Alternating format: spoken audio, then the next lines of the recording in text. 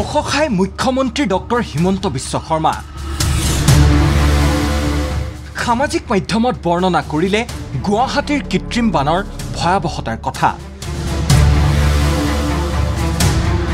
হাত দাঙি দিছে পৰিকল্পনাহীনভাৱে স্মাৰ্ট চিটিৰ ৰূপ দিয়া চৰকাৰে গুৱাহাটীৰ কৃত্ৰিম বান সম্পৰ্কত এইবাৰ সামাজিক মাধ্যমত ব্যাখ্যা দাঙি ধৰিলে মুখ্যমন্ত্ৰী ডক্টৰ হিমন্ত বিশ্ব শৰ্মাই এক পাহাৰৰ পৰা নামি অহা পানী আমি হিচাপ কৰিব নোৱাৰো দুই নলা নৰ্দমা বহল কৰাৰ উপায় নাই গুৱাহাটীত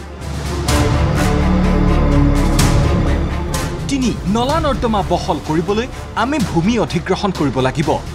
চাৰি দুগুণ ডাঙৰ নলা নৰ্দমা নিৰ্মাণ কৰিব লাগিব পাঁচ প্ৰাকৃতিকভাৱে বৰষুণৰ পানী সংৰক্ষণ কৰাৰ ক্ষমতা থকা বিল জলাশয় একাংশই পুতি পেলাইছে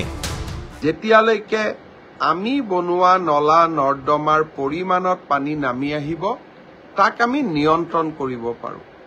কিন্তু বছৰৰ এটা দিন বা দুটা দিনত এনেকে বৰষুণ হৈ যায় যে সি আমাৰ নিয়ন্ত্ৰণৰ বাহিৰত যায় যোৱা পৰহি অকল গুৱাহাটীতে বৰষুণ হোৱা নাছিল মেঘালয় ৰিভই জিলাতো যথেষ্ট বৰষুণ হৈছিল মেঘালয়ত বৰষুণ হলে নিৰ্মমভাৱে গুৱাহাটীলৈ পানী নামি আহে আৰু গুৱাহাটীৰ বৰষুণটো আছেই নলা নৰ্দমাসমূহ বহল কৰাৰো উপায় নাই নলাৰ কাষলৈকেও নিজৰ মাটিতে চৰকাৰী মাটি নহয় কনষ্ট্ৰাকশ্যন হৈছে গুৱাহাটীৰ খালী থকা মাটিবিলাকত মহানগৰীখনৰ ব্যাপক আৰবানাইজেশ্যনৰ লগত লগ লাগি মাটিবোৰ পুতি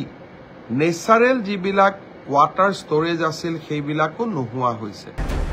মহানগৰীৰ কৃত্ৰিম বানৰ বাবে মেঘালয়কে জগৰীয়া কৰি মুখ্যমন্ত্ৰীয়ে কৰিলে আন এক ব্যাখ্যা মেঘালয়ৰ পানী কেনেকৈ গুৱাহাটীত নহাকৈ দীপৰ বিল আৰু শিলখাকু বিললৈ নিব পাৰি তাৰ বাবে চৰকাৰে কৰিছে পৰিকল্পনা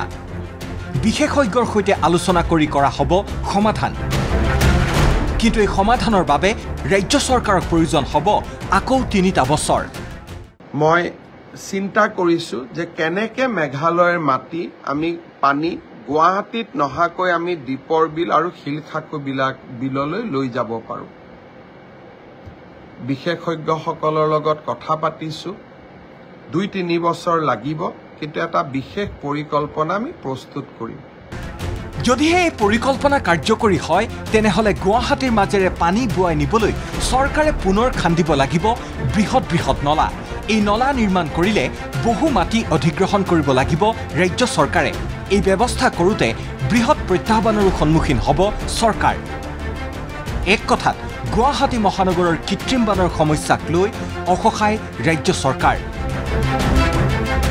ভিডিঅ' জাৰ্নেলিষ্ট দীপাংকৰ বৰাৰ সৈতে বিৰুৎপল সেনছৰ ৰিপৰ্ট ND24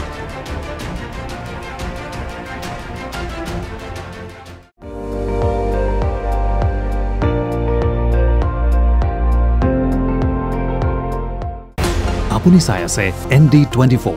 সৰ্বশ্ৰেষ্ঠ নহয় সৰ্বোত্তমৰ দৌৰ